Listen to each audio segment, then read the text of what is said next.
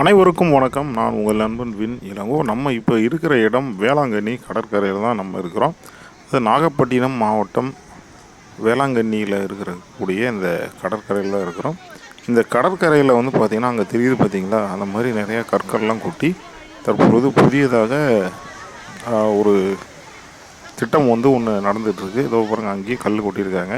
என்ன அப்படின்னா, இதற்கு முன்னாடி ஒரு சில மாதங்களுக்கு முன்னாடி இந்த கடற்கரை வெறும் கடற்கரையாக மட்டும்தான் இருந்தது. அடிக்கடி வந்து கடல் மட்டம் தண்ணி ஏறுறது, அந்த நில அரிப்பு அதுன்னு ஏதோ சொல்லுவாங்க இல்லைங்களா, அந்த மாதிரிலாம் நடந்திருக்கும் போல் இருக்குது.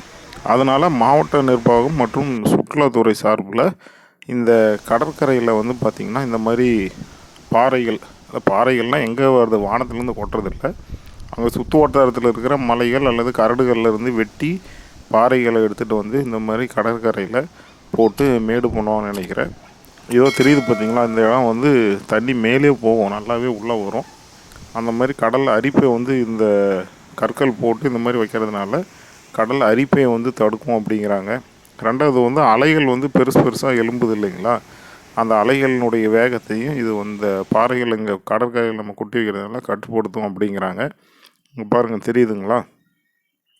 அப்புறம் இது மாதிரி தான் கடற்கரையில் இந்த கல்லை வந்து நிறையா திட்டு மாதிரி கொட்டி வச்சுருக்காங்க. இதே போல் வேளாங்கண்ணி கடற்கரையில் கிட்டத்தட்ட ஒரு 5 இடத்துல வந்து கொட்டியிருக்கிறாங்க. அதாவது தனித்தனியாக கொஞ்சம் இடைவெளி விட்டு 5 இடங்களில் அந்த மாதிரி கொட்டி வச்சுருக்கிறாங்க.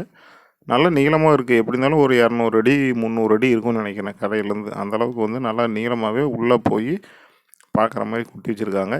இதை வந்து மக்கள் போய் நின்று, இது அங்கே தெரியுது பார்த்திங்களா, அந்த அளவுக்கு வந்து நல்லா நீளமாகவே உள்ளே போயிருக்கிறாங்க. கண்டிப்பாக அலைகளினுடைய வேகத்தை இது கட்டுப்படுத்தும் அப்படிங்கிறது மாற்று கருத்தே கிடையாது, கட்டுப்படுத்தும்.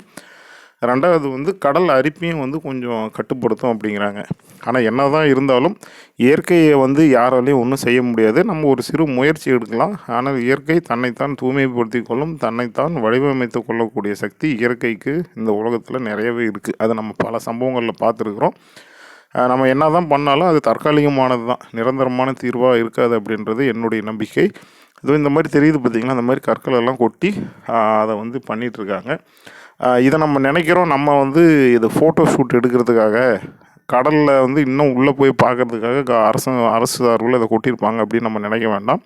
உண்மையாலுமே இது அதற்கானது அல்ல. இதனுடைய உண்மையான காரணம் என்னன்னா, கடலில் இங்கே பாருங்கள், நிறைய மக்கள் வந்து சூரிய உதயத்தை பார்க்குறதுக்காக நின்றுட்டு இருந்தாங்க. ஒரு அழகான காலை வேளையில் தான் நானும் அங்கே போயிருந்தேன். பாருங்கள், கற்கள்லாம் எவ்வளோ அழகாக வெட்டி, அதை வேறு எங்கேயோ இருந்து மலைகளை உடஞ்சி வெட்டி கொண்டாந்து இங்கே வந்து பாறைகளை வந்து நிரப்பியிருக்கிறாங்க. நல்லா தான் இருக்குது, போய் நின்று கடலை ரசிக்க நல்லா தான் இருக்குது. ஆனால் இருந்தாலும் இதனுடைய உண்மையான சாராம்சம் வந்து நான் ஏற்கனவே சொன்ன மாதிரி இந்த கடல் அரிப்பை தடுக்கவும் அலைகளுடைய வேகத்தை கட்டுப்படுத்துவ மட்டும்தான். ஆனாலும் மக்கள் நிறையா அங்கே போகிறாங்க. அங்கெல்லாம் பார்த்திங்கன்னா தெரியுது பார்த்திங்களா, போய் நின்று புகைப்படம் எடுக்கிறாங்க. நிறைய பேர் வந்து தற்படம் எடுக்கிறாங்க. அங்கேருந்தும் வந்து பார்த்திங்கன்னா அந்த அலைகளை வந்துட்டு போகிறத வந்து ரசிக்கிட்டு தான் இருக்கிறாங்க. ஒன்றும் சொல்கிறதுக்கு இல்லை, போகிற மாதிரி இருந்துச்சுன்னா போங்க, பாருங்கள், இயற்கையை அழகாக ரசிங்க, கடலை ரசிங்க, வானத்தை ரசிங்க, அதாவது சூரிய உதயத்தை ரசிங்க, நல்லா ரசிச்சுட்டு வாங்க. ஆனால் எனக்கு பிடிச்சது வந்து கடற்கரை வந்து பழைய கடற்கரை பெருசாக இருந்துச்சு இல்லைங்களா, இந்த மாதிரி பாறைகள்லாம், அந்த கடற்கரை தான் எனக்கு உண்மையாலுமே ரொம்ப பிடிச்சிருந்தது. இந்த பாறைகள் போட்டதுனாலையும் பெரிய மாற்றங்கள் ஒன்றும் வராதுன்றது என்னுடைய தனிப்பட்ட நம்பிக்கை. ஆமாம், இந்த வேளாங்கண்ணி கடற்கரையில இந்த மாற்றங்கள் வந்து செஞ்சிட்ருக்காங்க. இது இன்னும் முழுமை பெறல, இன்னும் நிறையா வேலைகள் வந்து இருக்குது. அதனால் நீங்கள் வேளாங்கண்ணி கடற்கரைக்கு போனீங்க அப்படின்னா கண்டிப்பாக இந்த இடத்தெல்லாம் போய் பாருங்கள், ரசிங்க. ஆனால் வந்து இந்த இடத்துல வந்து பாதுகாப்பாக இருங்க. தவறி உள்ளே விழுந்தீங்க அப்படின்னா கண்டிப்பாக எல்லாம் பெரிய பெரிய பாயம் இருக்குது, எங்கே வேணால் அடிபடும், உயிருக்கு சேதாரம் கூட ஏற்படுறதுக்கு வாய்ப்புகள் நிறைய இருக்குது, கை கால் உடையிறதுக்கும் வாய்ப்பு இருக்குது. இந்த பாறைகளில் போனீங்கன்னா பாதுகாப்பாக போயிட்டு பாதுகாப்பாக வாங்க. கடலை வந்து நல்லா ரசிச்சுட்டு, இயற்கையை வந்து நல்லா ரசிச்சுட்டு போங்க. இந்த பதிவு உங்களுக்கு பிடிச்சிருந்துச்சி அப்படின்னா லைக் பண்ணி உங்களுடைய விருப்பத்தை தெரிவிங்க. இந்த பதிவு பற்றின கருத்துக்களை மறக்காமல் கமெண்ட் செக்ஷனில் தெரிவிச்சுட்டு போங்க.